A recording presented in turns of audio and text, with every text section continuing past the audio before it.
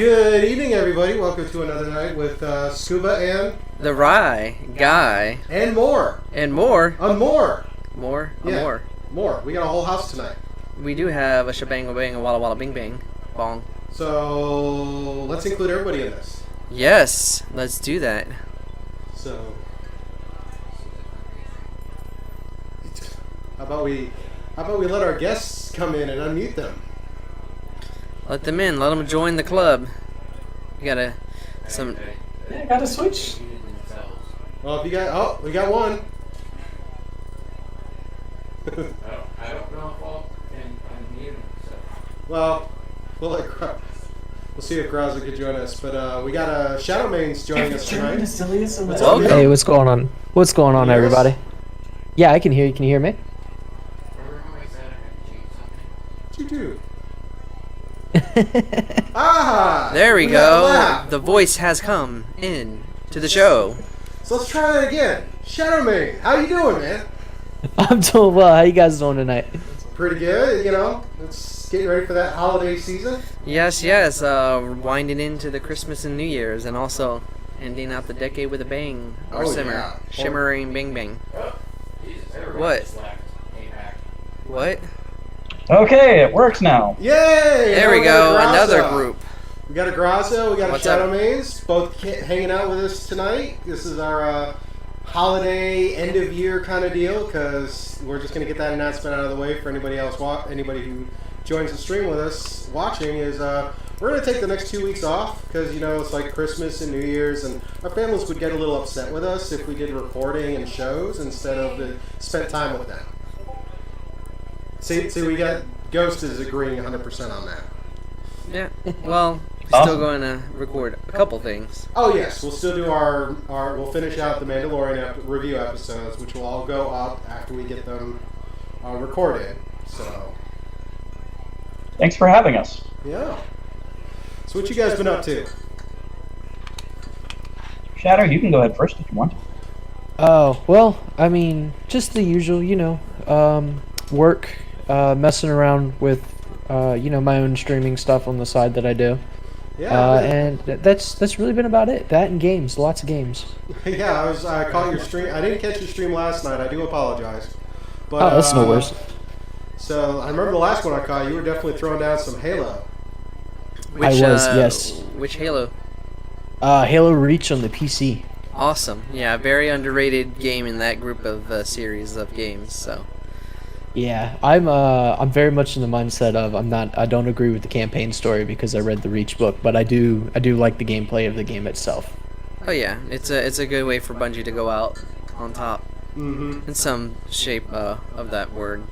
Yeah. They'll probably lay the groundwork for Destiny because there's a lot of the mechanics seem familiar in Destiny. After Oh Reach. yeah. Oh yeah. It does. Oh yeah. I've been, I was a part of here in Georgia, I'm a part of a writers group, and we had our yearly Christmas gathering and exchanged gifts, and I got a drawing set, just like a bunch of nice like drawing books and like stuff you can sketch in, and some drawing pencils and stuff like that. So It's always good to have. What in the business we call it traditional media. Back when we didn't have computers, it was just media. Now it's traditional media. Amazing how the tech has improved and kind of makes you appreciate the older way of doing things. Mm-hmm. Yeah, there's something about a actually tactile feel of a drawing in your hand that doesn't quite get it as cross as a visual one. Though the visual, like on the computers, can be quite spectacular. Something about a tactile feel that, you know, it harkens back to that old school, you know, primitive feeling that we get, you know, when we see things like that. Okay. All right. Well, we got quite a few things on our show tonight. Let's see. Didn't get the chance to get you the shout-outs, Shadow. So just kind of jump in where you feel like. And we got for our movie section, we have a films of the decade. For due to Rye reviews, some of these actually predate the review site. Yes, they do. So quite a list, actually. I saw. yeah, it's we got 15 films, which we'll go into. We got a review for Jumanji: The Next Level, and then some other odds and ends. And for our state of game, Rye finished Jedi Fallen Order, so that'll be a good conversation. Yes, I did. And I spent the weekend at a Balahak Airsoft for the Revelations 10 experience, which it was an experience. So, unfortunately, I don't have any of the video footage from that yet, but I will have that out as soon as I get it compiled. I look forward to seeing that because the video you showed last podcast was definitely entertaining. Yeah, that was definitely setting a good bar on that. Oh, yeah. And then, of course, we got a bunch of odds and ends, which we'll see if we can get to with all this other stuff we got going on. Yeah, I do hope we get to these odds and ends because some of them are pretty. Pretty hilarious. Yes, one of them made me laugh out loud when I saw it. All right, so we'll start with our what's up. We got Shadow and Graza to give us some of what they've been up to. So how about me and you? So Rye, go ahead. Tell us what you've been up to. Nothing very big. Well, no, just nothing at all. Nothing, right? nothing that crazy. Just kind of No, like not have to dress up in like some cap and gown thing. something like that. Maybe even had a tie, which is a rarity to see on me. You with a tie? Yes, but it was an occasion. Dress. No, that's seen typical. that. That's typical of me. What are you talking about? But We've seen that. He twice. got a good haircut. He was so handsome.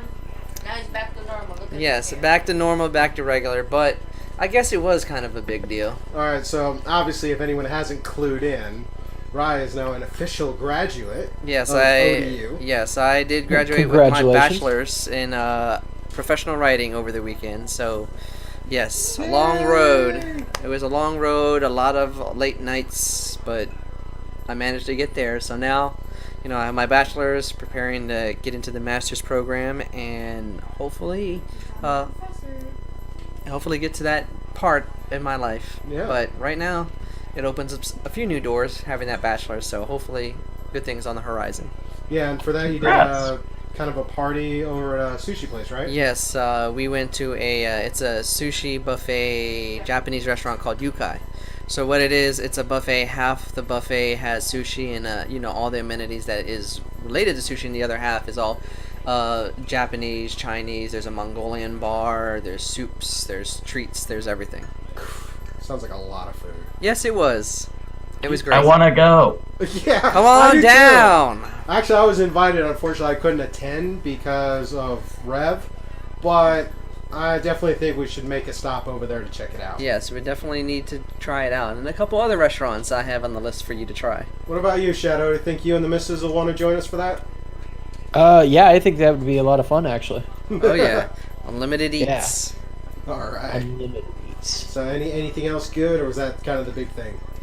That was Don't mind Saladin Okay. in the background. He's just a klutz.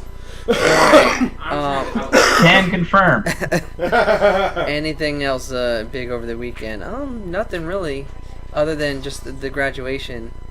Other than that, just clearing my mind and getting ready for, because the next big thing is to take this test that I need to finish out my master's application. But other than that, I did kind of start dabbling back in some side writing stories that I've been pushed to the wayside. So you remember I said I finished my inspiration book. Mm-hmm. Well, I have 2 more sections to finish on my romantic novel. I did kind of write one of the sections last night, because once I get an idea, I don't want to stop, and then it's really late, and I was like, I do have to get up to go to work, but at least I got part of it done. So All right. Let's see. I think. Can I jump in with Go for something it. that's sort of related? All Go right. for So it. my oldest son graduated from high school. Yeah. And yes, he's got his diploma. Thank you. And we also went to like a hibachi and sushi place as well. It's crazy. It's like Fujiana's. It's really nice. Seems that's a good. And- It's a good habit, and especially in Yeah. this day. And so we, my youngest was with us as well, and he's never been to a hibachi place before. He also has autism too. So when they lit up the grill and the flames jumped off the thing, he jumped out of his seat and jumped in his mom's lap and was like, ah! He's 9. Yeah, the reaction was great. But we're really proud of my oldest for finally finishing all of that.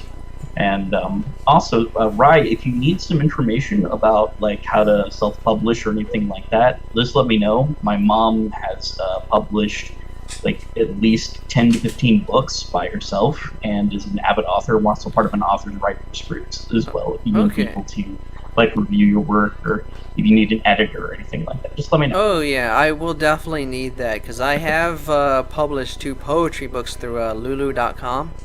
But now I wanted to expand, and I have stories I want to put out there. So I just wanted to have people look at it, because this romantic novel is number 2. Because I did write another one a while ago, and just haven't found a way to, just haven't put it out there to read yet. But it's there, so I definitely will need some contacts.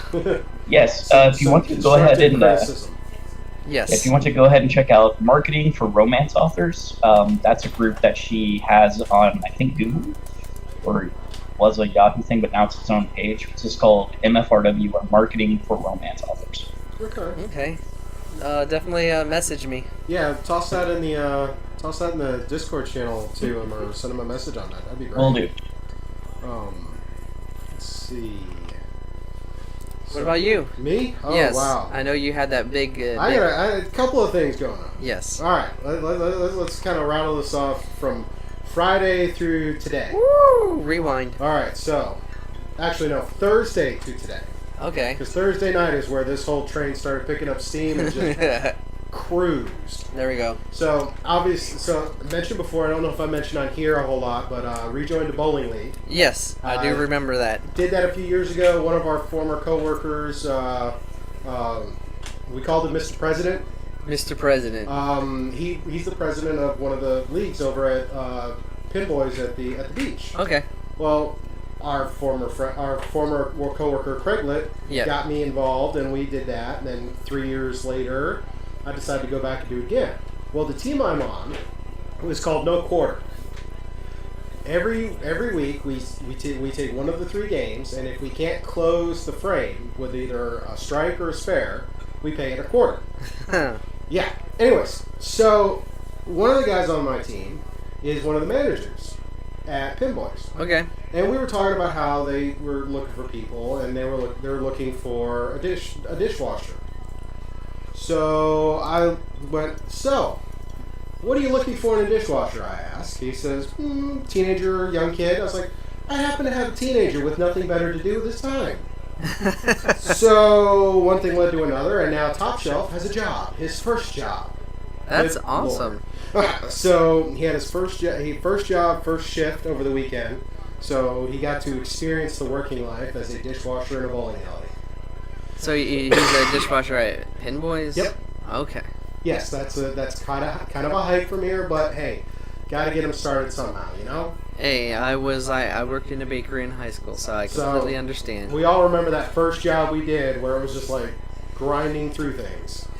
But high school with money is definitely prime. Oh yeah, so we made a great deal with him on that, but he actually enjoys it. Yep. Feels that he fits in with the group. Downside is Teens on Parade group is going to take a hiatus while we work out some scheduling. So not going to see that returning in 2020 as soon as we thought, but we'll kind of go from there. Which leads us into the weekend, which was Revelations at Valtech Airsoft. This was their 10th Rev event, and this event is absolutely nothing like I was expecting. It was far, far different. Different in a good or Oh, bad different way? in a great way. Okay. I mean, this is normally you see airsoft fields and you see airsoft, the military simulation type things. No, Rev is all role play. Okay. There's factions that wander around. I kind of got a Division vibe. Could have been the group of people that were dressed as Division agents, maybe. There was a group in kilts. There was a group in like 20s prep mobster stuff. There was your Wasteland Mad Max. I mean, it was all over the place, and it was just kind of wandering and interacting. It was all role play. It was very, very LARP, very LARP, but it was enjoyable. There wasn't any major issues. A few firefights break out from time to time, but there was a twist at the end there. kind of The twists? twist was an hour before the end of the day, the Angels of Death were released. That doesn't sound very good. Oh no, these guys look pretty funny. Well, I mean, they were immortal, so you couldn't shoot them. It didn't matter. If they touched you, you were out for the rest of the day. You're done. So an hour. So they had one up in the north that would be kind of whatever. But I'll get into more of that later. I don't want to go off the rails. But that's how the weekend went. I spent 50 hours on the field. That's a lot of hours. Well, I also got a little sick in the process. Yeah. So apologize for the coughing. I'm still getting over it. And then, yet today, had a doctor's appointment. One of my twice a year follow-ups at this point, and did the weigh-in, and I came in at 370 pounds. So that is 20 pounds less than my last appointment 6 months ago. So I'm feeling a little stoked by that, especially because I'm a big guy trying to be a small guy. Yeah, that's an accomplishment. The weight you lose, you feel Congrats. better about yourself. You feel like you can get out there, get more active, and all that good thing. Oh yeah, you really want to hear something crazy. I checked my activity log for the weekend, and yeah, let's see. Saturday, I clicked off 19. No, that's the calories. No, clicked off 19,000 steps, roughly 7.9 miles. Sunday, I clicked out 20,000 steps and almost 8.5 miles. Wandering, doing that. A lot of walking, but definitely worth it. Oh yeah, it was totally worth it. I got some great footage, so a lot of craziness going on. That's kind of my big things that happened. The rest of it was just kind of recovering and then kind of hanging out with the guys on the field, checking out the campfire. I mean, it was raining, but people were still barbecuing and having a grand old time. Oh yeah, it does sound like it was a very, very exciting time out there. Definitely. There's a lot of video floating around Facebook, especially if you go to the Ballahat community page on Facebook. You can see a lot of that video there, and then some other videos released. You'll see several bits of the Angels. Yeah, just the fact that there were Angels of Death out there just get inside chuckling. It's like because it's like that instant kill and that monster that you try to fight in a game. Oh yeah, no, it was pretty intense. It was pretty intense. It was great. But yeah, that was my weekend or my week, your week. You guys have anything else interesting that happened over the week? What about you, Shadow? Anything really interesting? No, nothing really interesting. A lot of my days on the weekends are usually spent hanging out with family or just vegging out because the work week is long. Yes, your commute is so stressed. It's so rough. Traffic is terrible in the morning. Nothing crazy here either. Just put kid on the bus, relax and wait for him to get home. That's good to go. All right.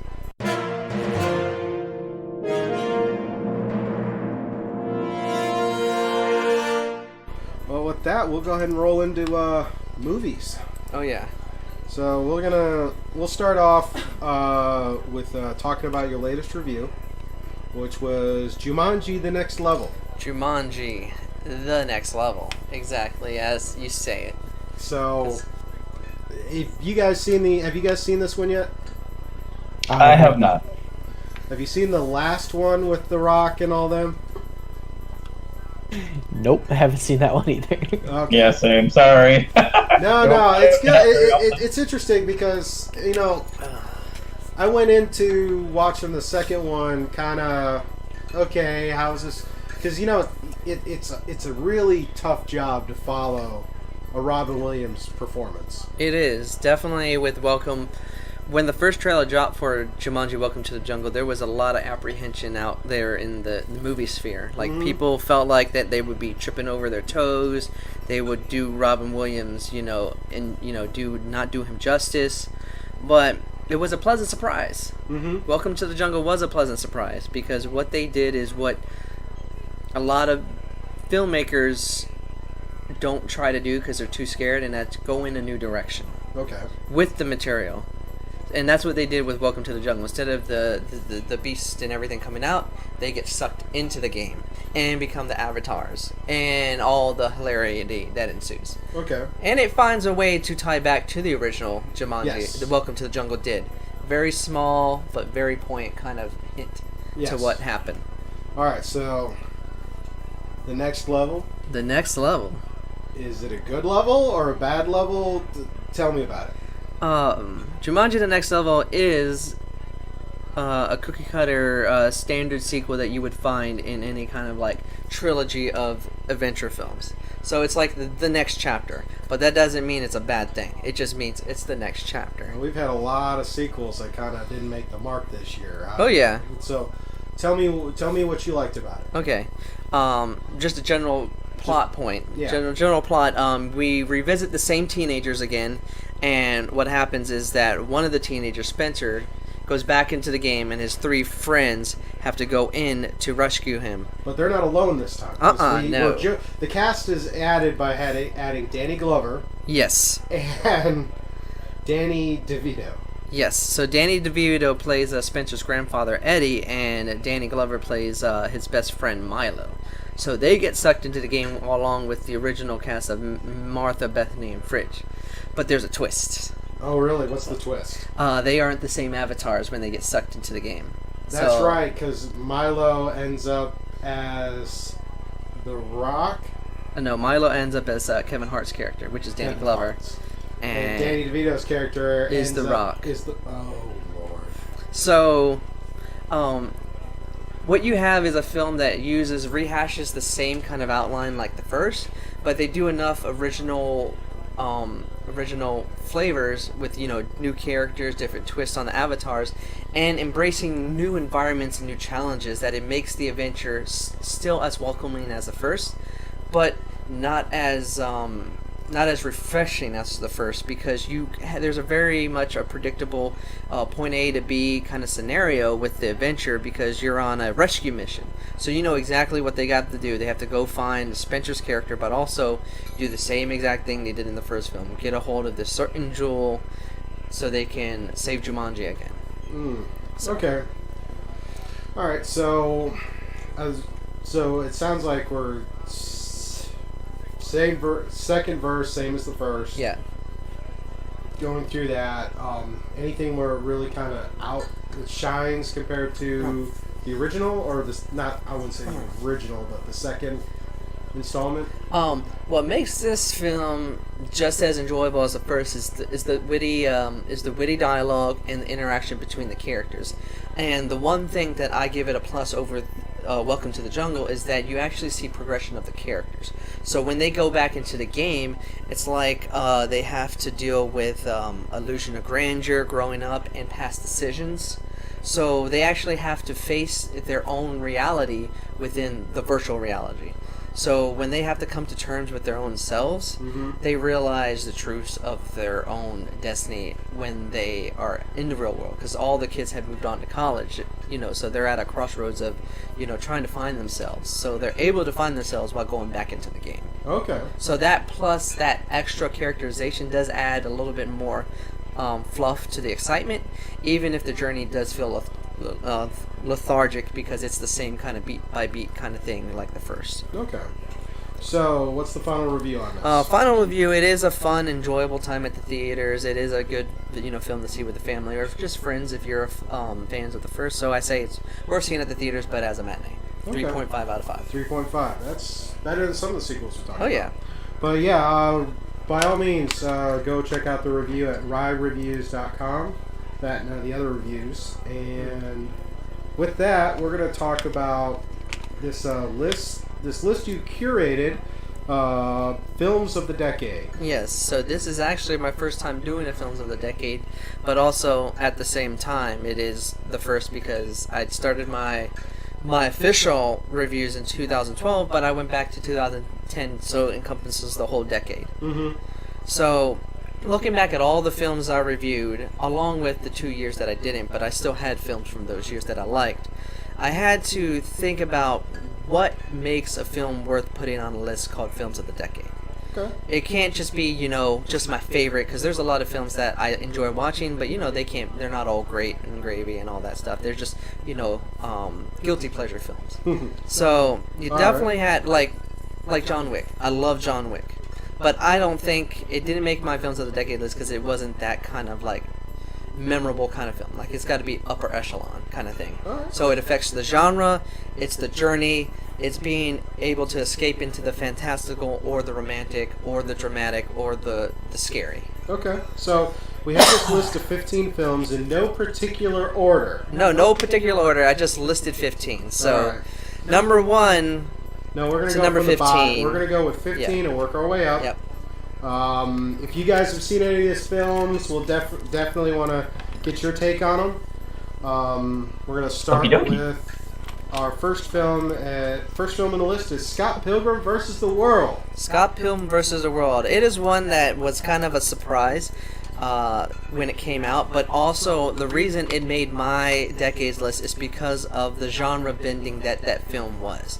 So it was able to meld the comic book, the video game, and also colorful characters that you don't even that bend the tropes of what you expect in kind of these action adventure films. All right. Well, have you guys seen that one?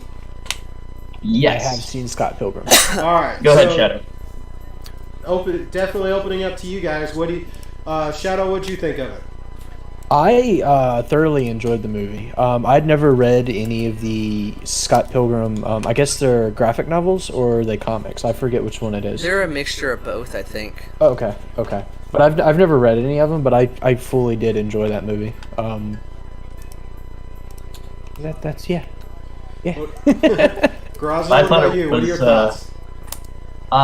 As far as I really enjoyed how they choreographed all of the fight scenes in the movie.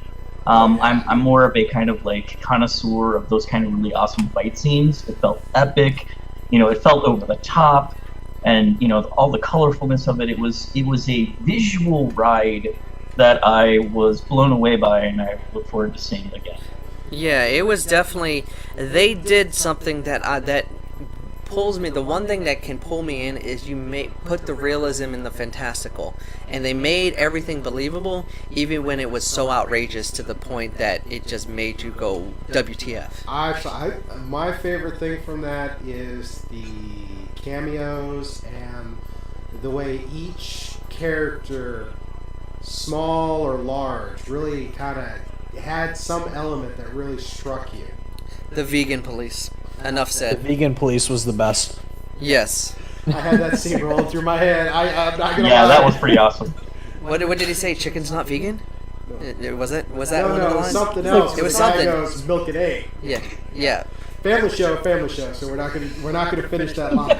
Drop it like it's hot. On to the next one. Alrighty, our next film in this is that's definitely one. Inception. Inception is by far my favorite Christopher Nolan film out of all his slate of films. I know a lot of people like to go back to Memento and say that that was his first, but it was like the one that people said defined his career.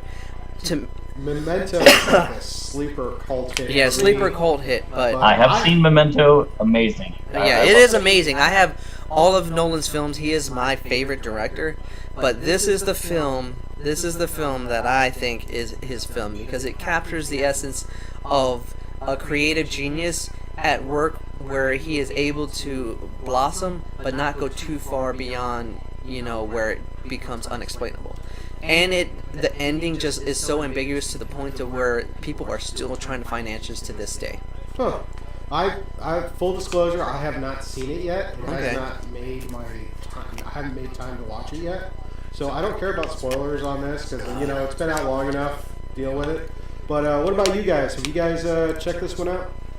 I also have not seen it yet. should definitely Memento check it out. is amazing because it starts at the very end of the story and works all the way to the beginning. Oh yeah. What about Inception? Inception. You're staying within the decade. Inception, however, is a very awesome film where you have it's very heady, The guy's always like questioning if he's in a dream or not, or something like that. And the visuals are pretty amazing. It has like a kind of sort of like a Matrix-esque kind of feel to it, but also the story is quite amazing. I was very, very pleased with it, and the soundtrack is That amazing. soundtrack, I can Hans tell Zimmerman. you, that Amazing. soundtrack is a fun soundtrack to drive to on long drives. Yes, absolutely. Alrighty. Well, our next one in here is The Favorite. The favorite. Favorite. It's just another way that they write it in Old English. Oh. I didn't misspell it. That is actually how you Actually, I spell have it. to double check it. 'Cause- If you go to the That yeah, looks like the British spelling of favorite. Yeah, see? yeah. See, you got Yes, it. You got correct. it. Thank you. I have not even heard of this one. This so- is actually a film that came out last year near the tail end, but was one of the top films that was garnering a lot of awards around the, the movie circuit. So it is a period piece, but what makes this period piece such prime is that it's very dark and satirical, and it actually represents the rawness of how royalty can be a bunch of petty jerks, but in a way that it makes you laugh hysterically, to where they combine Old English but make it sound very, like redneckish.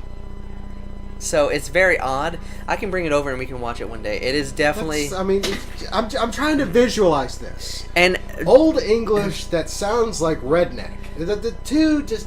no, it's basically like idiocracy of arrogance, but with Old English. So it's like ta ta ta, but really down to the they're just yelling at each other. Alright. What about you guys? Have you heard of this one or seen this one? Never heard of it. I have not, unfortunately. See, there you go. Yeah. There's one in the tally for obscure movies only Rye has seen. It is very obscure. Oh, right It's now very- we're one in the tally. Yeah, but it is obscure. Because I've heard of Inception. Of course I've seen Scott Pilgrim, but this one I haven't heard of it. All right, next one on the list. Call Me by Your Name. I have a feeling this is going to be in the second mark in the tally, but we'll wait and see. It's another indie film but it's another small indie film, and it focuses on it's like a coming of age romantic drama, but it focuses on this teenage boy who spends the summer in Italy, and he grows fond of this guy, and it's one of those kind of like unforgettable kind of summer kind of things. When did where- this one come out? It came out in 2017. Okay, so this is a couple years old. Yeah, so basically it's one of those kind of like slice of life movies where you just kind of watch and just enjoy just watching people live.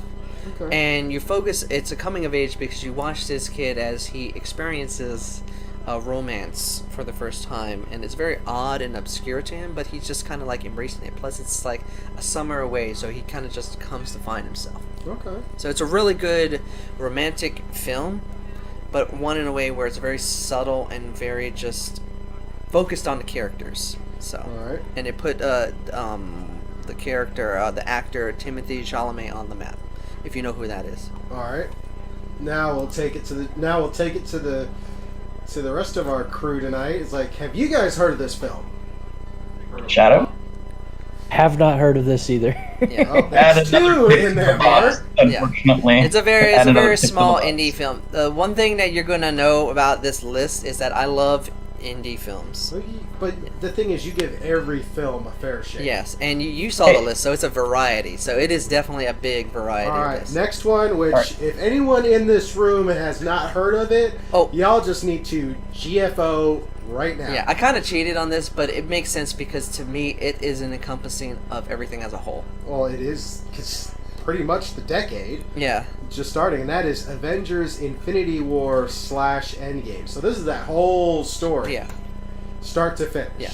And the reason I combined this, and I kind of cheated because Yeah, because technically it's Yeah. two films. yeah, but another podcast I listened to kind of cheated too and did the same thing. Oh. But the reason I put this one, and I put this one over the first Avengers, is because this one, like you said, encompasses the culmination of a decade of films, a decade worth of story. It brings everything together at one finite moment to an extravaganza that comic book geeks never could have imagined would ever happen. That's pretty much all I have to say. What do you guys think? Is that pretty much a mic drop at that? Oh, snap. Yeah, I would say so. I mean, I haven't seen either of the movies yet myself, but I do know a lot of what happens. But to deny like the I guess the modern comic book, like the modern comic superhero movie genre, to deny the type of impact it's had on that culture would literally be selling it short, like heavily. Oh. I agree. It had a massive impact, just that alone. Yeah, it's a cultural phenomenon. So. I have seen both, and I can tell you that both the effects and all the stuff that went into making that really kind of like set the bar high for films in that genre. Yeah, I think it's said a lot of things because that whole MCU spawned all the other studios to try to do their own shared universes. Some of them are successful, some-ish, some not so much. Yeah, but it does give it did spawn, where other studios challenge themselves to try to make something different. Like you have Logan and Deadpool, and now you have Joker. It's just, it pushes the other studios to not just make a comic book movie, but make a story worth telling with comic book elements. I've said it before and I'll say it again. The best films in this whole bit of the MCU are films that tell a story that adds comic elements. Yes. Like Ant-Man was a heist movie with comic book elements. That it was successful because they didn't beat down on the comic book part. They told a totally different story, just added these elements into it. So Winter Soldier is another one. Yep, that's a great one. It's the whole conspiracy and spies. All right, next one happens to be a breakout, and that is Get Out. Get Out was by far one of my favorite movies when it came out in 2017, but also it is one of the best use of combining genres. So it was able to tell a horror film, but through social commentary, but not in a way where you would beat somebody over the head with a message or not. It was just so well directed, so well written. The characters just made you feel the eeriness of the situation. That had such a twist at the end. And what makes this film such a great horror movie is that knowing it going into the second time makes it scarier. Oh, really? Yeah, knowing what they were doing and then watching it the second time, you're just like, this is pretty messed up. And the thing is the guy who directed it, we know him for comedy. Yeah. And but he's come out, and now he just takes, it's like, yeah, I can tell a joke, but oh, hey, check this out. I'm going to guarantee I'm going to scare the and crap out of it's you. actually helped bridge him into other avenues. So we have Us, we have The Twilight Zone, and he's also doing another series on Amazon, which I cannot remember the name right now, but I would definitely check it out when it comes out. All right, what about you guys? Have you guys had a chance to check this one out? I've seen bits and pieces of the movie, but I haven't actually sat down and watched the whole movie. But from what I've seen, I actually really like the directing style that Jordan Peele is using to put these movies together. Yeah, it's a very much about face, and he just focuses on the characters, but lets the story progress through their own kind of emotional weight of what fractures them as humans. Right, So- right. What about Yeah, you guys? horror is not my cup of tea, unfortunately. Well, unfortunately, I can agree with that. I'm not a big horror movie person. I'll But you pass have on ventured out that one. with Dr. Sleep. Yeah, I did go watch Dr. Sleep with you, so I am attempting to broaden my horizon. I have not watched Get Out yet. I know. I have seen The Shining, and I am interested in Doctor Sleep only because it like. I think you would enjoy it. If you like The Shining and even read the novel, it does a good combination of both. But Which check that out. Yeah. This kind of derails. So Yeah. All right, next one is called Your Name. Your Name is actually an anime film. Ah. And it was one that was released during the decade, and I think it was the best one that was released during the decade. Because it captures the essence of what makes the genre great anime. So it focuses on these two characters that the initial premise is that they body swap. So the guy becomes the girl and the girl becomes the guy. But it evolves beyond that premise and becomes more about focus on character, love, time travel, and also the essence of friendship. It sounds like an anime. So it pulls from every great thing that anime does and pushes it through the characterization of these two individuals. So it does the one thing that I definitely enjoy. It gives you that escape and makes you feel the realism and the fantastical. So definitely, if you're a big anime fan, I would check out this film. Your Name. All right. I have been dying to see this movie ever since I heard about it. I haven't yet Are you a big? actually You're a big chance. anime fan? I certainly am. Yes. Okay, I would say definitely watch it. It had me in tears twice. I've seen Let's- the place furthest from, or the place promised to us in our younger days, Voices of a Distant Star, and there was another one that was like I can't remember. It was like had a violin and some other I things. do know the dude that person that directed this does have another film coming out in January that I'm definitely gonna watch. What about you, Shadow? You heard about this one or seen this one? I have heard of Your Name. I'm a big anime fan too, but I don't get to watch a lot of the anime movies a lot of times, just because they have a extremely limited release in U.S. theaters around here. I Yeah, agree. true. But this one is one that's been on my list since it was announced. Like, the art style from everything that I've seen is just absolutely stunning. It's the animation quality for it just looks absolutely gorgeous, and I've been hearing like incredible things about the story for it. Oh yeah. Like you said about limited release, the second when it said it had its a US like in the theaters, I went because it was only Yeah. in the theaters for like a week. It is out on Blu-ray, so if you definitely wanted to pick it up, you can get it on Blu-ray. Yeah, but there's something. But the thing is a theater experience is definitely a lot more memorable Oh yeah. if you can do it. 'cause Oh, yeah. I remember one. I haven't seen a lot of anime. One of the few anime movies I have seen, and I think this is the only one I've ever actually seen in theaters. It was the U.S. release of the first Naruto movie. Something in the snow or something like that. That's the only one I've seen in a theater, and that experience is definitely worth it. Yeah, it's a fantastic experience. I saw Princess Mononoke in theaters. It That was is one of friggin' my amazing. favorite animes. Nice. Oh, Yeah. you're just I, touching my heart right now. You're touching my heart. Alrighty, I regular see Ghibli films whenever they re-release them in the theaters. So nice. Yes. All right, our next one on the list is Hell or High Water. This is one of those films that it came out in 2016, and it Okay. came out during August, and it came out in one of those low months. But it was one of those kind of like hidden gems, kind of like What genre is this? this one is what you would call a modern day western. So what it is, it takes place in modern day, but it follows a lot of the familiar tropes and character arcs that you find in old westerns. So it's basically a modern day western. That's a very newer genre. It is one that this film did, Logan did, etc., etc. So you find these two brothers that are doing these heists in Texas, and the twist is that they're robbing banks that rob their family. Oh, this is the one with Chris Pine and Chris Pine and Ben Foster Ben Foster, the another one. and Jeff Bridges That's is Jeff the Bridges. sheriff that's chasing them down. But that twist about like they're not robbing, for the sake of robbing. They're basically robbing to save their home. So it's kind of a Robin Hood thing. It's a mixture of Robin Hood, but no, they're doing it for their family. Okay. So, but what I describe this film, it's like a fine wine. Like you watch it and you're like, oh, this is great.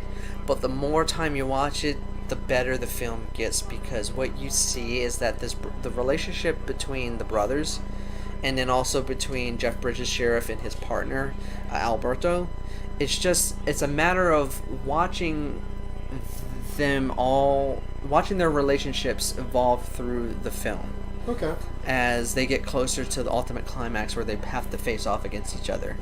And it culminates in a very poignant moment where decisions have true consequences, but sometimes you have to make those decisions because of family. Fair enough. What about you guys? Have you seen this one or heard of this one? I have not seen it or heard of it. I just heard about it, and I think I want to go see it because I love Jeff Bridges. He's awesome. Jeff Bridges is at his best in this movie. Like, he won the Oscar for Crazy Heart for Best Actor, but I think this is the next best role that he's done in quite some time. Okay. All right. Our next one is Inside Out. Is this the Pixar? Yes, this is the Pixar film. Ah, okay. About the emotions of the 13-year-old girl. Yeah, that one was definitely a breath of fresh air from a whole story perspective. Okay, leading up onto this movie, Pixar was doing a lot of sequels and stuff, so people thought Pixar was kind of losing its edge. And then they're like, oh no, we're going to drop you this unique original tale about capturing the emotions of a 13-year-old girl. And out of all the films that have come out this decade, even including Toy Story 4, which got a 5 out of 5 from me this year, this was the one out of all the pickings that got on this list because of the refreshing take of originality, not being a sequel, and it puts to the forefront of what makes Pixar a great movie studio. Not an animated studio, a movie studio. Because they put forward a story that was worth telling, that was unique to the point that shows that you can take anything that is odd, unique, and colorful and make it poignant and real to the core. Okay. What do you guys think? So I'd seen Inside Out. I thought it was nice, but I don't think too highly of it either. I just took it as a typical Pixar movie. Well, I mean, the perspective's different. Like, the perspective is definitely different. It's just, I don't know, it wasn't one of my favorite Pixar movies. What is your favorite Pixar film? Probably the first Incredibles, actually. That is a lot of people's pick. So, touche. And that was an original story, too. Yeah. What about you, Graza? You seen Inside Out? I have only heard about it and seen some of the memes, but it's something I would like to see. Yeah. I know definitely being a parent watching that is a little interesting, so it's definitely a good one to watch. All right, next one, which is another one I haven't personally seen, but it's definitely one that is well worth noting, and that is Birdman. Yeah, Birdman, or the full title, Birdman, or The Unexpected Virtue of Ignorance. I'll stick with the shorthand version and just say Birdman, and that is Michael Keaton, right? Yeah, it was the film that gave Michael Keaton the spotlight because it put him back at the forefront of great acting, great ability, and it's like a mockumentary of the superhero genre because this film is definitely the truest definition of what you call a black comedy because what happens in this film, it's all focused on the characters and how they interact on this play. Mm-hmm. So it's not much more about what is happening around them, but what is happening to them. So all the foley, all the interactions, all the just dialogue is what makes it, and also the way they filmed it. They filmed it in a one shot, so the camera angle is constantly focused on something. So it's moving from one place to place. Because you know when you watch films, there's transitions from scene to scene. There's no transition. It's just one shot the whole way through. So that's another reason that makes this film such a rarity to watch, because you're just seeing a constant story in motion. Okay. What about you guys? Have you guys seen Birdman? Have not. I saw an interesting YouTube video about how they were able to actually composite all those shots together, and the how a overarching narrative, like the continual shot, played into narrative story or movies and stuff like that. It looks like something I'd like to see, though. But I found that was a really neat trick that they did. Okay, so 3 of us haven't seen it. Yeah. Does that throw up on that list again? No. It has to be a movie that the 3 of us have never heard of. Oh, never heard Like, of. So only 2. 2 of the 15. Right. Two I so got far. one for you. Okay. Run Lola Run. Have you seen that one? Yeah, I've seen it, but it's been a long time. Okay. Yeah, it's a long time for me too. Yeah. All right, next one. We're in our top 5 here, or the last 5 here. Or not top, because this was in no particular order. No. 12 Years a Slave. 12 Years a Slave. is I think the quintessential definition of what you call a true period piece biographical film. Okay. Because this captures, focuses on Solomon Northup, and it's based on his memoirs of when he was taken hostage and brought back down to the South and put back into slavery for 12 years. So it just chronicles his journey of trying to survive all those years as a slave until he could make it back to his family. Okay. And this film is very hard to watch, very daunting to watch, but that emotional worth will give you a good vividness of history, human decency, and also the will to survive. Because he didn't know if he would ever escape, because he was taken back. He was taken to the South. So, he had no way of contacting anyone or anything. So he really had to go out on a limb to trust somebody to get the news back to the North. Okay. So. Well, this is another one I haven't seen. Yeah. But obviously, there's quite a few movies I have not seen compared to you. But yeah, it's a very strong cast. You got Chiwetel Ejiofor, Michael Fassbender. It put Lupita Nyong'o on the map. She actually won the Oscar for best supporting actress in here. And in another strong cast, you have Brad Pitt, Benedict Cumberbatch, Paul Dano, a bunch of other characters, Paul Giamatti, and you basically see them in roles you never would have seen them in before. Okay, what about you guys? Have you seen 12 Years a Slave? Have not seen it, but I've heard great things about it. Okay. Also, same.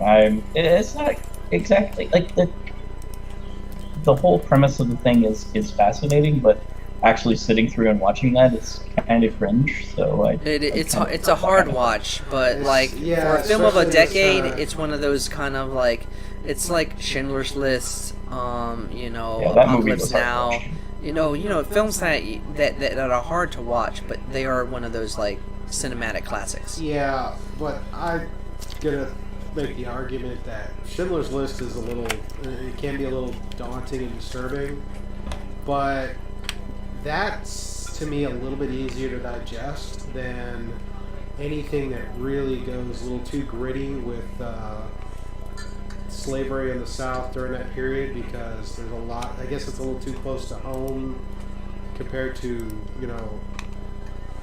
whatnot, because it's such a volatile topic. So yeah, I think it's true in the sense that it's volatile, but it is something that has to be brought up. Oh, don't get me wrong. Yeah, anybody who ignores what happened is doing themselves a disservice, because as the adage says, if you do not learn from history, you are doomed to repeat it. Yes. Yeah. Indeed.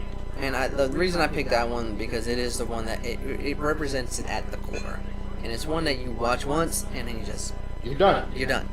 Alrighty. Next. Even though I have it in my collection. Of course. Yeah. And the next one here is The Wolf of Wall Street. Man, this film was one of the best experiences I ever had in the theater. Like, me and my brother laughed our butts off in this film. Like, this captures the essence of what makes Martin Scorsese a great director. He takes the attitude of all his like gangster films, but puts it in an environment that you would totally not believe it was possible, and that's on Wall Street. And the film focuses on the memoirs of Jordan Belfort, who pretty much wreaks havoc all over Wall Street and just kind of bends it to his will. Okay. But I know this is. I've seen there's been quite a bit on this one, so it's from what I understand, it is a wild ride. This is a wild ride. It is an insane ride, and it is basically it showcases the strength of Leonardo DiCaprio as a leading actor. Even though he didn't win the award for this, he won it for the Revenant. The Revenant. But this is another one where he could have clearly won the award. Okay. What about you guys? Have you seen Wolf of Wall Street? I have not. Getting that trend here. Sorry, but nope. No, it's fair. It's fair. I mean, at the very least, maybe when we're done with the list, there'll be several of these you're actually going to want to go see to kind of sit there and banter and debate Rye's opinions on. Sure. Yeah, there's already a few. Yeah. All right. Next one on our list is Spotlight. Spotlight. It is a film. It came out in 2015. It won Best Picture that year, and also it is another kind of biographical drama film, but it is one that made the list because of its writing. Okay. Its ensemble cast, and the way it takes truth and reporting to the extreme, to where you feel the emotions. This is the first film I've ever seen where it made you, an adrenaline rush like an action film, but just watching reporters report, investigate, interview. And it's just, the way they capture that is with the interactions, the dialogue, and the writing. And in my review that I wrote when I wrote this review, it is pretty much the best written script I have seen in the last 10 years, because it's so tight, it's so focused, it makes every single point of every scene and every character important to them uncovering the truth. So the story centers around the Boston Globe, where they uncover the child molestation scandal in the Catholic Church. Ah. So the slow revelation of everything that happens in it, it's not mind-numbing, but it puts you on a rush. And then when the truth comes out, it's just kind of like emotional and daunting, and you feel it through all the characters in the film. Okay. So some of the big name actors, you have Mark Ruffalo, Michael Keaton, Rachel McAdams, Liv Schreiber are some of the big names in that film. All right. Well, I'd say to tell you, man, but I have not heard of this one. Yeah.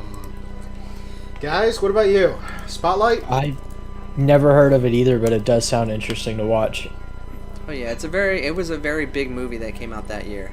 Graza? And it won Best Picture, so.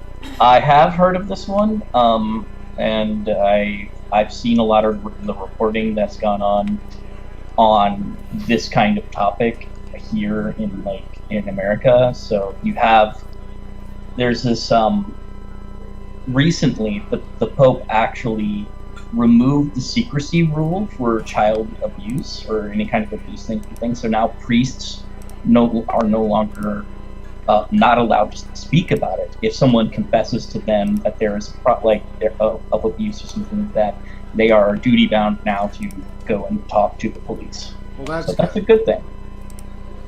Alrighty. So, 2 out of 3, so this one does not make the tally list. Next one is The Perks of Being a Wallflower. When it comes to film, I love dark comedies, I love satire, and the other kind of film that draws me to the theater is coming of age films. So if you ever look at any of my top 10 year ends list, there's always one coming of age film on that list. And this is by far, out of all the coming of age films that's come out this past decade, from 8th grade to Lady Bird to Edge of 17, this is the one that made me feel like I was back in high school again. The Perks, even though it takes place in the 80s, it still made me feel like I was back in high school in the early 2000s. Okay. And it focuses on a young boy named Charlie he suffers from clinical depression, but he finds his place within these odd, group of, outcasts in the film. One character, Sam, played by Emma Watson, and her stepbrother, Patrick, played by Ezra Miller. And you just kind of watch, it's like a slice of life, but you also watch the progression of these characters and their relationship grow, but you also watch Charlie as he has a very fragile mentality because he's clinically depressed. So it's a balance between, finding yourself, having hope, and just fighting against all those the depressions that happen as a teenager. It seems depression is a lot more prevalent in this day and age. And it highlights the significance of depression, and it highlights having a good cast of people around you to pull you out of that depression.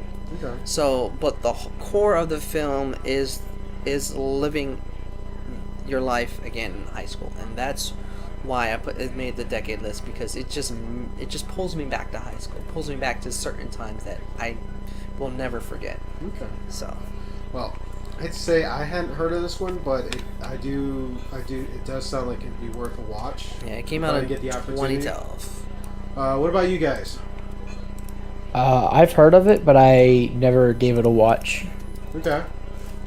As someone with major depressive disorder, this actually sounds really good. I've never heard about this, so I'd like to see how the character transitions through experiencing this kind of thing. So I'm definitely it's going to be on my list now. It has a very lot of oddities and a lot of quirks, but it's that odd and quirkiness that it just, if you know, teenagers have a lot of follies and flaws, and like they have different angst and different levels of moods, and it encompasses that without being too outrageous and too cliche. It just kind of like focuses on the slice of life, focuses on this character, and you see why he is depressed for certain ways, but also he has that support that that pulls him out of it. Because that's the biggest thing for anybody who has to deal with depression is the support.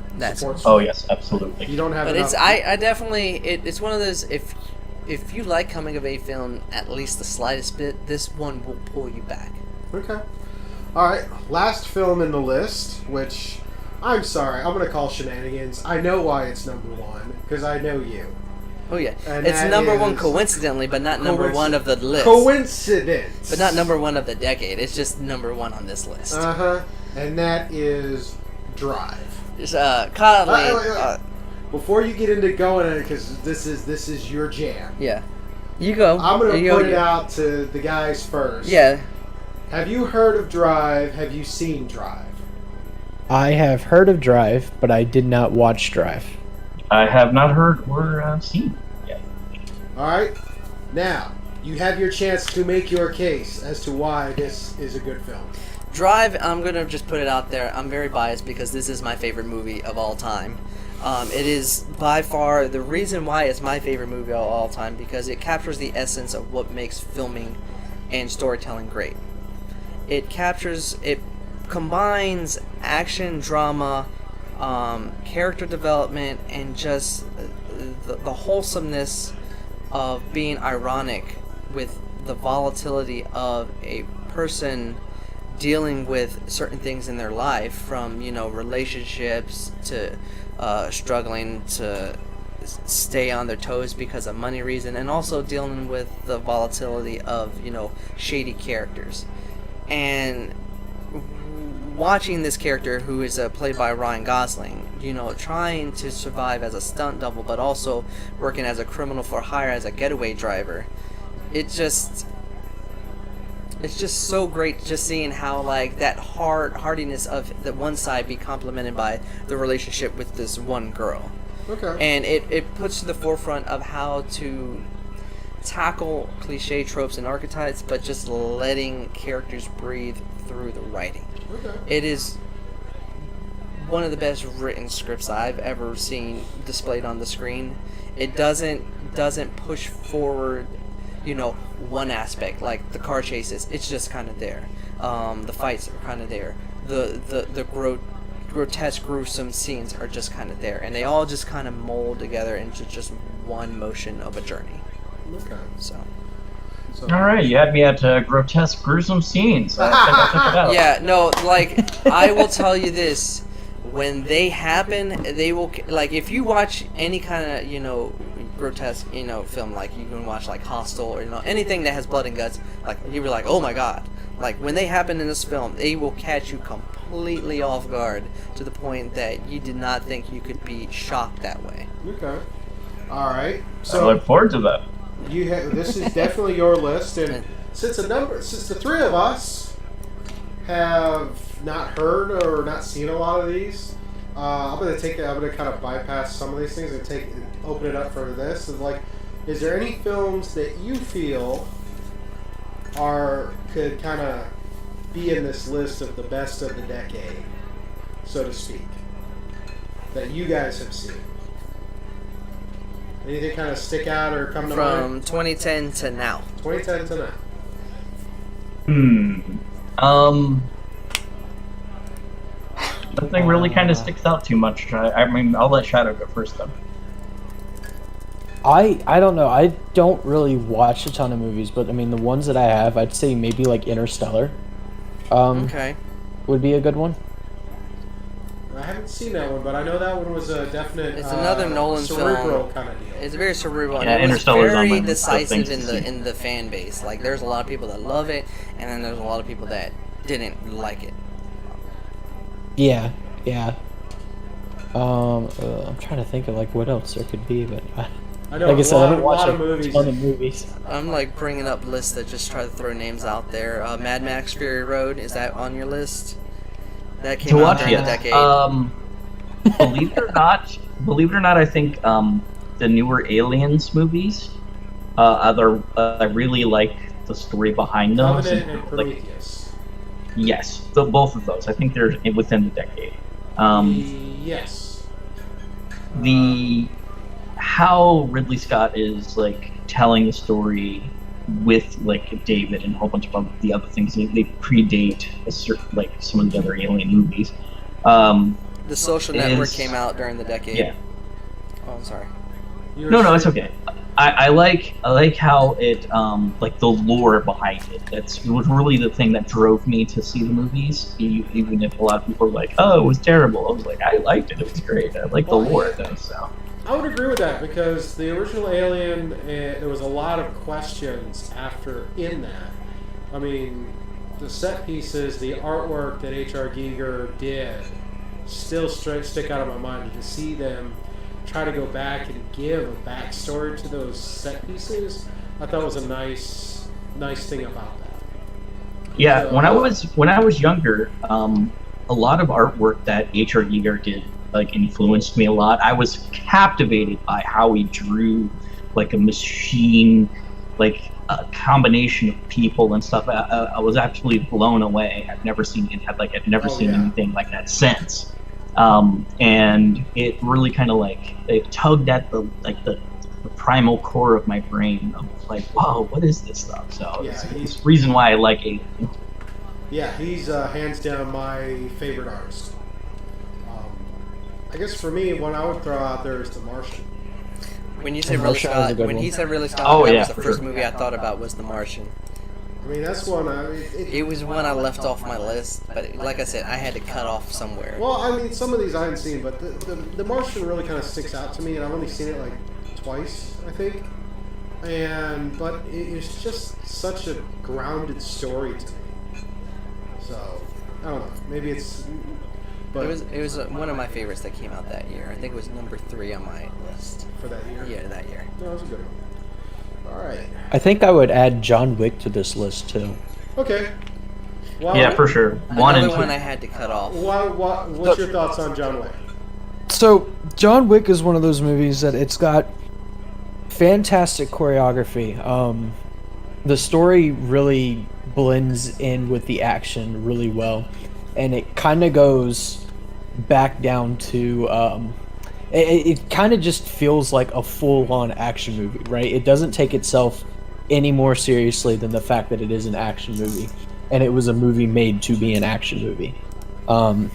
And because of that, it's also helped Keanu Reeves' career just take off again. Oh, yeah. So, I mean, I think that was a pretty, as far as like action movies go, I think that would be like a top 10 action movie of the decade, at least. Yeah, it'd be up there for me. I Because could John definitely Wick, see I that. have watched John Wick so many times. It's such a breath of fresh air for the whole action genre. just the Mhm. first Just in a lot of films, because it seems like we have so many films that are always retreading or rebooting or all this, and John Wick is just like, let's just do something different, and boom. So, all right. The interactions between the characters, you know this guy is like badass, Oh, and yeah. they still try to stop him, and they're like, maybe if we do it this way, we won't die, and he's like, guess what, guys? You I'm will. not dead yet. I still can't. I still think about that, and I think about that bit where the mob boss calls John Leguizamo's character. Is like, "You hit my son." He goes, "Yes, sir." Why? He stole John Wick's car. Oh. Enough said. Enough said. Yeah, Russian those mob are my boss is favorite scared by scenes. And that. killed his dog, and then killed Yeah. his dog that his dead Wow. wife gave him. Yeah, that was like one of my favorite scenes in that entire series. He just turns around and hits his son too. It's like, you idiot!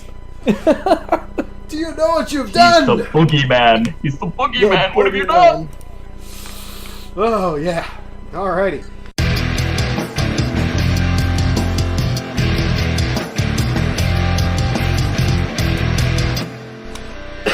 Well, with that, we're gonna skip down and go right into state of game, so that we can get through some of the stuff for our usual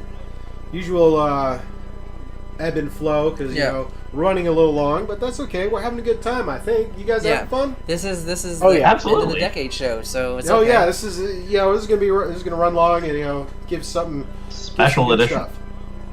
All right, so for those who aren't aware, State of Game is the section of the show where we talk about the various games that we play, whether they be video games, tabletop games, or, in my case, airsoft games. And we're going to start off with some video game stuff. And for our guests, we'll let them have the floor first. Start with Graza. What games have you been up to, my friend? Well, just basically still doing the SE survival server. We built a massive station in orbit for sort of a gathering for players to build at and collect resources and then spread out amongst the asteroid belts and stuff like that. I'm in the process currently of rebuilding the giant whale ship I made. To kind of give it a more newer, fresher look, stuff like that. But it's been a lot of fun. We have there's a lot of shenanigans that go on, but we stream on Jack Churchill Jack Churchill VR on Twitch. So if you want to on Sunday nights and Monday nights. On the, I believe it's somewhere between 6:30 and 7:30 EST is when we start, and then from there we just go till whenever Jack gets tired. And But it's lots of fun. this is Space Engineers, right? That is correct. Okay. Yep. All right. Shadow, what about you? I know you do a lot of games. What you been up to on games? So this past year has been filled with maybe 3 or 4 games total. Oh, really? Yeah, it hasn't really been heavy because I've kind of just been playing one series of games for most of the year. So if you guys haven't seen my streams, I stream a ton of Monster Hunter games. So games like Monster Hunter World, Iceborne, Monster Hunter Generations Ultimate, those have kind of been the games that I've been sticking to for most of the year. And then on top of that, if I do break away from the genre, it's usually Minecraft, because it's just a great, I'm waiting for stuff to happen at work and I need something chill to just kind of play type of game. Or if I'm playing anything beyond that, it's Rainbow Six Siege, or here recently it's been the new Call of Duty and the Halo Reach games. Okay. I guess it is a little bit more than 3 or 4, but I mean, it hasn't been a wide array of games that I've been playing all year. Yeah, it's ironic because when you look at a lot of the game research and sales or whatever, of all the games that come out, most of your hardcore gamers only pick up a handful of titles a year. Very rare. I mean, unless you're one of those, not to sound bad, but one of those oddities, like the dude that ran his gamer score to the top because he got every achievement in every game on Xbox. That's kind of Just a freak of nature. dedication. Yeah. I mean, it's dedication. What you said, Shadow. It's the same thing. But if you only get to a few games a year, then hey, I mean, Space Engineers. I don't know if you've had a chance to check that one out, but that one is definitely. If you're a Minecraft fan and want to just take it to a whole new world of weird, Space Engineers is your thing. Weird. Not weird. Minecraft is weird. You should come and join us sometime, Shadow. We'd be happy to have you. I would have to purchase the game, definitely. It's not very expensive. It's in the $20 to $30 range. It's pretty good. Yeah.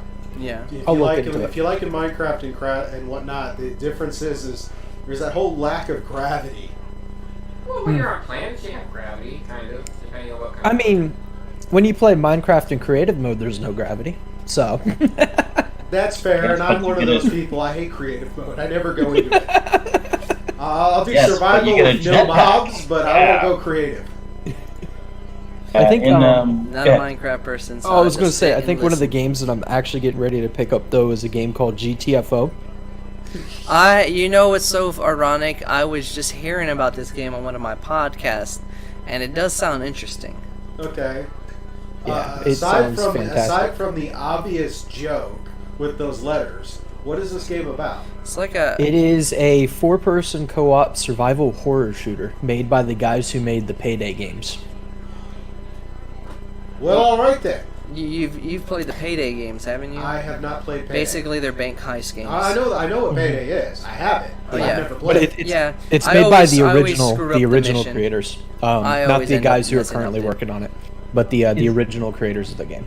Oh, Is that the one? Is that the one where they have like you can have like some other people? It might be a completely different game, but it's like I think maybe it's a VR game where you're like going through some kind of haunted mansion, and people can like join in from like an app kind of like the Jackbox games and like open doors and move stuff and try to scare you and do jump scares and. No, Is this that isn't different? that. I think you're Oh, thinking okay. something completely different. Yeah. Yeah, I think so. But that was I've seen some of that. And that's pretty interesting. I can't remember. I'll have to definitely keep my eye out on that. I know I spent a lot of time watching Gamers Little Playground and their playthroughs. But, any other games, guys? I've been playing a lot of Stellaris. It's a classic 4X sandbox, but it's RTS. So instead of turn-based, it's real time, and you can still pause and stuff like that. But the level of customization in this game is off the charts. It's got a lot of species you can pick from, different types of civilizations you can begin with. You can pick from machine, lithoid, plantoid, mammalian, reptilian, musculoid. You can be a fungus. The possibilities are endless, and then you have the planet types and like, the travel and the technology. It is such a vibrant, like the base game is still very vibrant. You have a lot of stuff you can add to it, and I've been playing it for years, and I just keep coming back to it. So it's a great thing to like kill time with as well. Okay. Shadow, what about you? Well, I've played Stellaris. I can agree with everything he said. It is a fantastic game, and it's one that every time they put out a new update, it just gets better. Oh, wow. Yeah. Yeah, 100%. But beyond that, there hasn't been any other games this year. Okay. All right. What about you, Ryan? I know you got some big news. Big news! I just finished Star Wars Jedi Fallen Order as of yesterday. I should know. Oh, boys. because I know I'm how looking forward to that. Yep, I said Scuba. Once I finish, I'll give it to you to play on through. But yeah, I finished up last night, and I was kind of a relief. And I am glad I lowered down the difficulty level because that last act was really tough. Oh. Gee.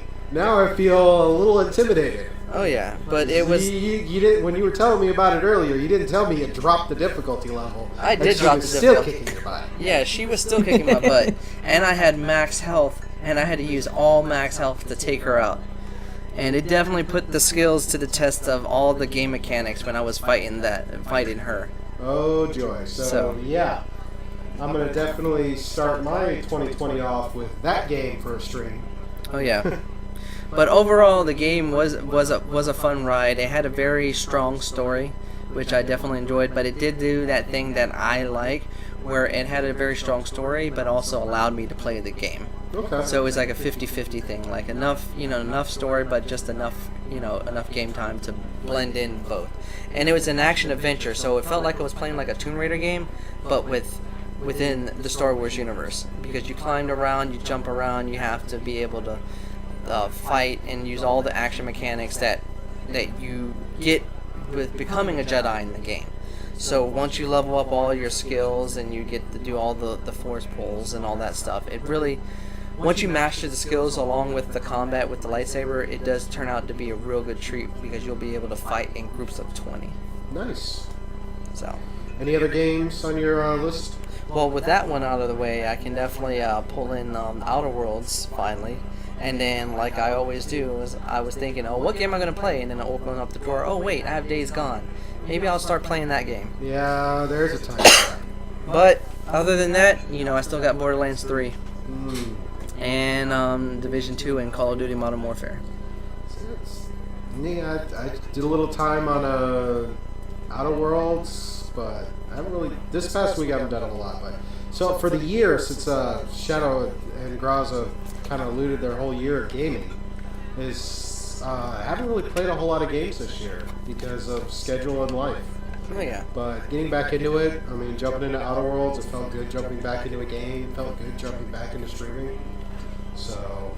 Yeah, I had a lot of fun times with some fun games this year. But I got to admit, after watching the Halo play the last week, I'm like, I want to throw down some ODST and kind of see what's up with that. It's been a while since I played that game, and that's my favorite in the series. Really? Oh, it's such a great game. ODST. I never played ODST. ODST is my favorite. I love the Master Chief story, don't get me wrong. But ODST is such a different kind of Halo game. It's because the Master Chief story is that very kind of typical hero against everything. I mean, it's the whole way it's just set up is like, this is your hero that no matter what is going to be there at the end. Even with what they tried to do with Halo 5, and kind of that whole question about who's the hero, who's the villain between him and Locke. Yeah. It didn't take away from the fact that in the end, we all know John is going to be the guy standing at the end. With ODST, it's you're piecing together a mystery. Mm-hmm. So that's what I love about that story, is you're piecing together this mystery of what happened while you were knocked out for the entire day. So, and on top of that, it's got a more boots on the ground feel to it too, as Exactly. opposed to Halo's big. It's like a space epic type style yeah. with like Master Chief. Yeah, that's what I meant by that whole, he's the hero against all odds. And ODST, you're right, boots on the ground feel. I mean, it's gritty, and whatnot, so. So closer to a military shooter? Is that what I'm getting? No, it's. You and I played. Say again? I would say it's more stealth based actually. You really want to avoid a lot of firefights if you can. Yeah, because firefights tend to attract more. Yeah, and But- you're normally underprepared with things like ammo and stuff anyway, Mm-hmm. and equipment. Were you about to say The Division? Yes, there's actually a comparison between the Division and ODST. Yeah, we Excuse me. played a lot of Division. All right, you know how in Division you're trying to piece together how the dollar flu got at. Yeah. That's kind of like what you're doing as the rookie. You're piecing together what happened over the last 12 hours, Yeah. and you just happen to jump into your other squad members as they go through that experience, as you're trying to piece together what happened.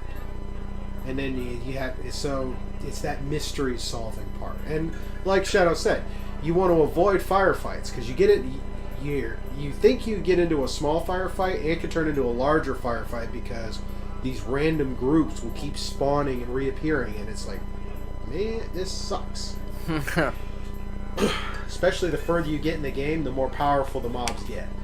But yeah, I can say that I don't play too many FPS, but I've heard really good things about ODST. Yeah. So, but that's pretty much for video games for me. Don't have any D&D games. I'm sorry. It's all right. I They'll had come to- back around eventually. Well, the airsoft crew that Shadow is a part of, we didn't meet because Ballahack had their Revelations 10. So I went out and did that because that was a big event, and it was big. It was the biggest event they've had. I mean, we had, no kidding, like 800 people on the field Saturday. That's a lot. It was crazy. But it was good times. As I was saying earlier, it's kind of a massive role play type thing. It's you have these role player NPCs that are giving out quests and dialogue, and you have these various factions.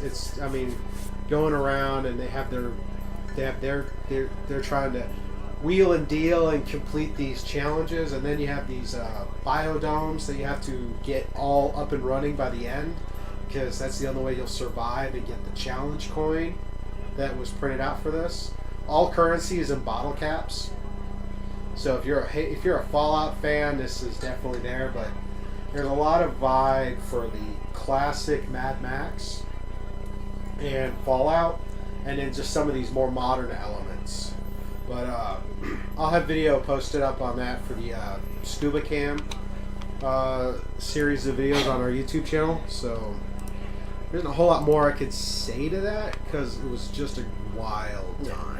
It just sounds like it Oh, was. but a I do have a story. I have Oh. a story about a lollipop. lollipop. Okay, let's see what the lollipop Okay. delivers. Okay, before you get started with the lollipop, just think of Rev as real life Fallout. Yes, Okay. That's the easiest way to think of it. I have got this. Without the controller. Without the controller. Well, Okay. I've got footage of a moment where you have a couple of role players discussing getting a crew together to go complete a quest. Okay. Well, there's these two newer players standing off to the side. Excuse me, and they're kind of arguing with these other two about who's going to go and who's not going to go. Okay. One of them pulls out his revolver on the first one. And is like, no, serious. All right, whatever you say. He goes, all right. Points the gun to his buddy and fires. And it's like everybody's like, welcome to Rev, because you don't know what's gonna happen. So if you think airsoft, if you go into Rev with the attitude of airsoft is like Call of Duty or Rainbow Six or all of that, you're totally missing what this. Because this is a totally different kind of game. But about the lollipop.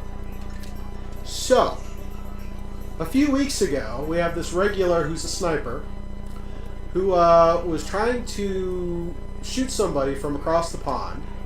And as he was leading his target, he hit me instead. Came up to me, attempted to hand me his rifle so I could shoot him back. Okay. And then proceeded to apologize for the next several times I saw him for shooting me. Shoot. Right? Sunday, he and his buddies are creeping through the north side of the field past the halfback bunker. I happen to be standing facing the MiG, and I feel a shot in the back through my plate carrier because this particular sniper got a recent upgrade to his rifle. Afterwards, he walks up to me and offers me the lollipop as an apology for shooting me in the back. Okay. Welcome to Nice. Because people wheeled and dealed at all kinds of things. But yeah, that was probably one of the better stories from Revelations was that lollipop. Sour amazing. bubblegum. That's a good flavor. I know. Warhead lollipop. Yeah. I was like, never all seen. right, Okay. I got your Oh number. yeah, there you go. Yeah, that's got your worth number it. for That- when that's I worth play. that's worth a bullet in the back, I guess. Yeah, one of the airsofters came out with a new mod called the Full Thrust Kit. Okay. Normal BBs are 6mm plastic biodegradable BB. The Full Thrust Kit is a 6.8, 6.2. It's a larger diameter, so it's a Okay. heavier weight, and it's a much heavier weight. Like it's 0.58 grams per. And at 100 feet, that actually pings. So it's like I felt that. It kind of sucked, but it was like really. You got a lollipop. I got a lollipop out of it. Yeah. I got a lot of great experiences from how nice the community is and whatnot. But man, anyways, so next, as far as future looking, Agents of Short is supposed to meet this weekend, and I know you love that group. Yeah, I love it. The champion of the shortness. So I will make sure I have notes for when we come back in January and give you some play reports from Agents of Short. Okay. I love it. All right. So kind of running on time here.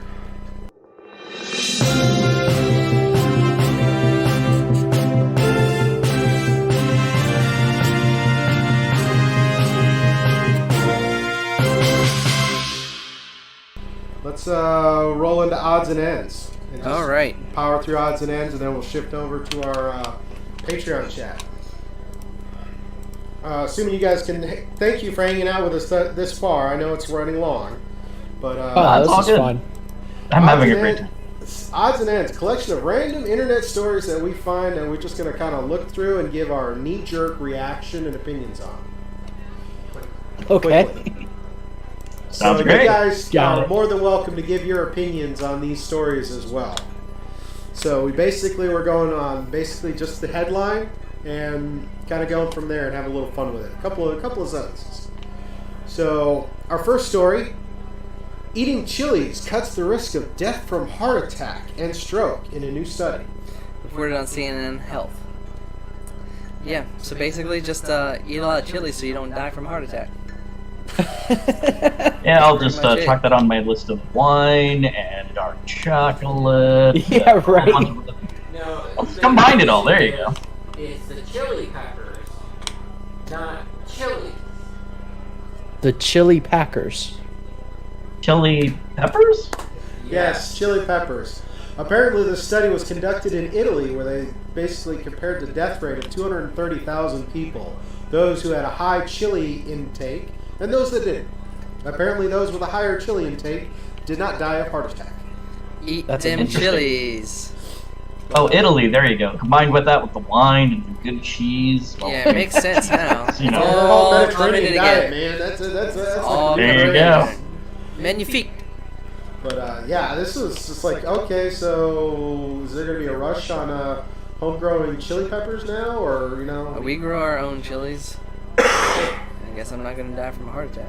I don't know. I don't normally do a lot of spicy food, but I do enjoy spicy food. I love spicy food. What about you guys? Spicy food, yay or nay? It depends on the mood. Okay. Yeah, same, but I really do actually enjoy spicy. I can't have too much of it because my doctor is like, congratulations, you have GERD. Don't eat a lot of spicy. But if you do, here's some omeprazole, I'll take that. All right. Our next one, which is good. On to the next one. Samuel L. Jackson is the new voice of Amazon Alexa. As reported by IGN.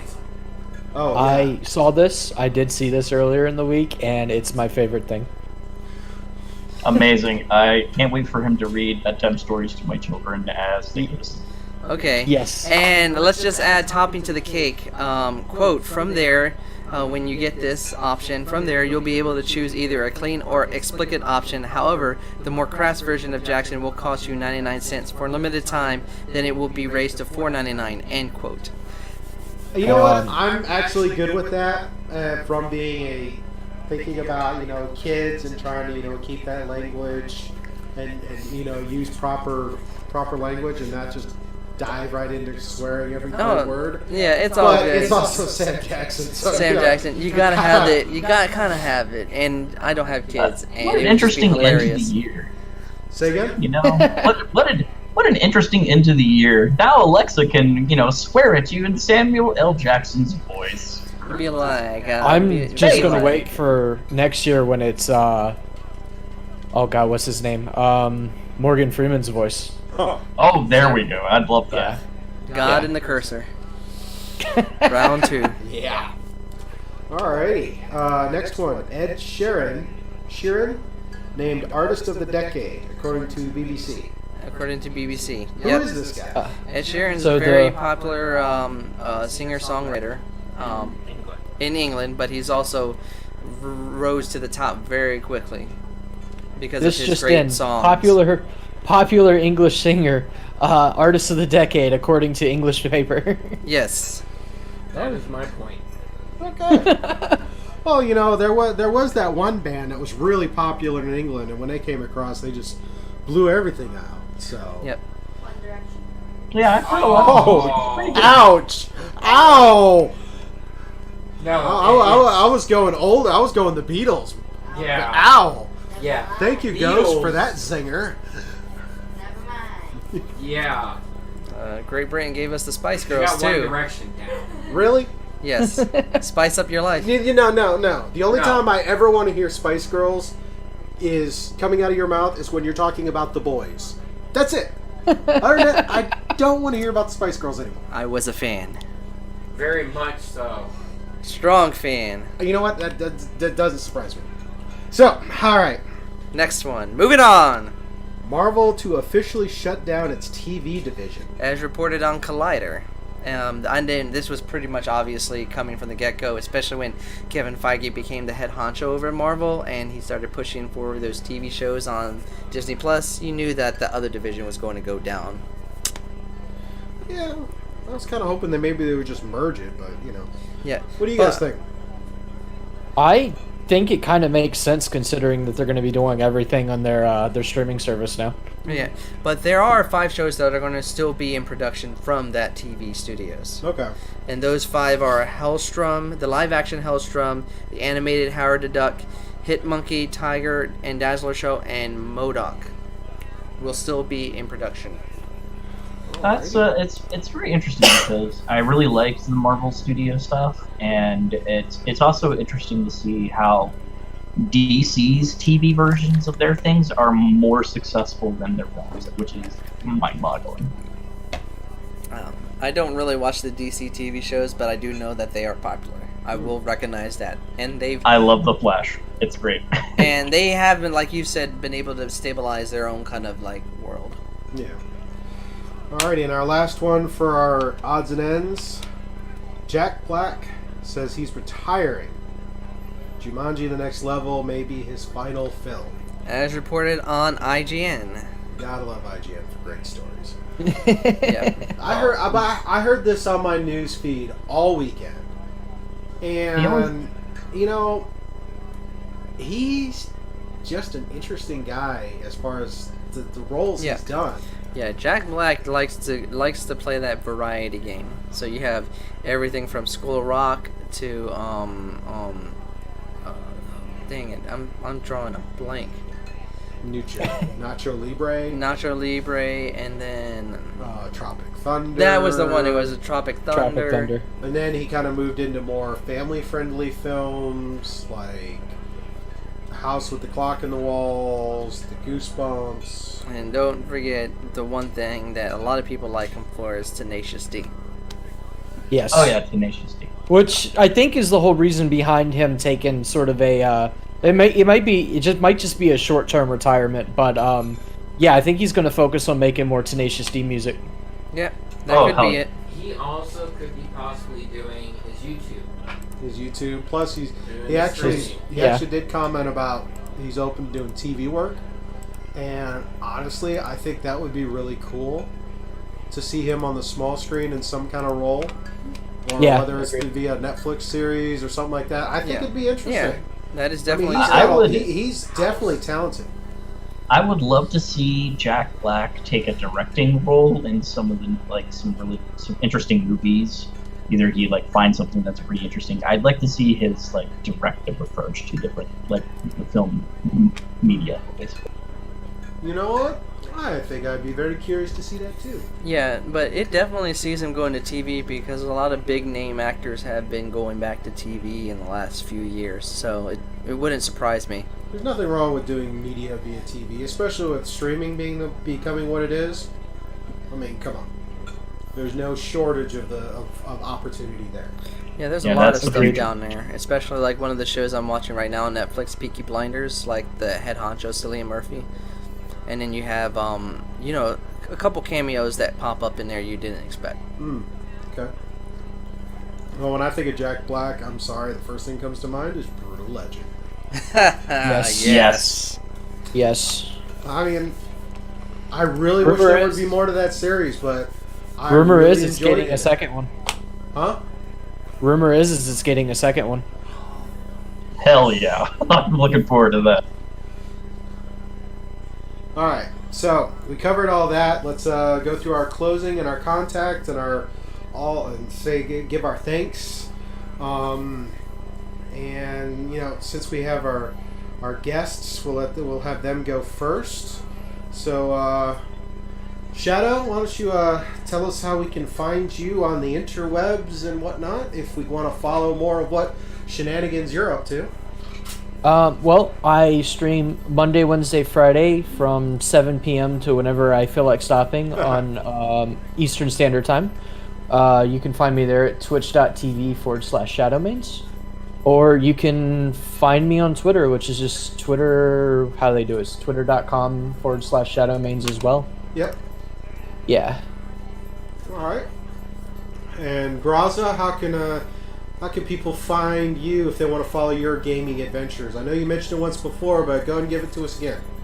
I stream with a friend. I don't actually stream by myself, but I do have a Twitch that I will eventually stream on. But for right now, I stream with my friend Jack_ChurchillVR up on Twitch. And if you're interested in tweets, you can check out @V2Gaming on Twitter. Alrighty. And Rod, what about you? You can find me on Instagram @IncubusTribe. Message, send me a friend request. Alrighty. So, okay, since I seem to have the longest script in this, let me start off by giving a shout out and a thank you to Sirenscape for providing the background music and soundboard that we utilize in our shows. I don't always seem to mention them. That's my bad. I'm going to try and be better about that. But go to Sirenscape.com and check them out. Great way to add immersive content to your game and take it to a new level. You could find me on the social medias at Scuba COD, whether it's Twitch, Instagram, Mixer, YouTube, all those things. You can follow the show at. I have to scroll back up. Sorry. Okay. Well, you know, it's a lot to go through. Don't give me the look. Don't look at me like that. All right. Facebook. You can follow the studio and the show on Facebook. Facebook.com/Scuba Studio. Give us a like. Check it out. We also have a Scuba and the Rye group where we have discussions about each of our episodes. You can check out the YouTube channel for Scuba Studio. That's where we post up the video content that we release. Also, if you like the show and want to support the show, you can go to patreon.com/Scuba Studio. Give us a like. Check it out. Patreon members get exclusive content and early access to the stuff that we put out.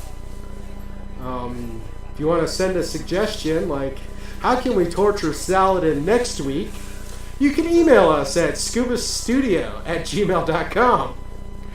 Keep those suggestions flowing. And with that, we will see you all in 2020. So, and yes. Might do a stream, maybe. Oh, the Scuba and the Rye show will return in 2020, right after New Year's. There you go. So, with that, Advance Merry Christmas. oh yes, Merry Christmas, Happy Holidays, spend the time with your families. Indeed. Christmas, Enjoy. New Year's, party time. Don't get too drunk. Drink responsibly. Tip your waiters.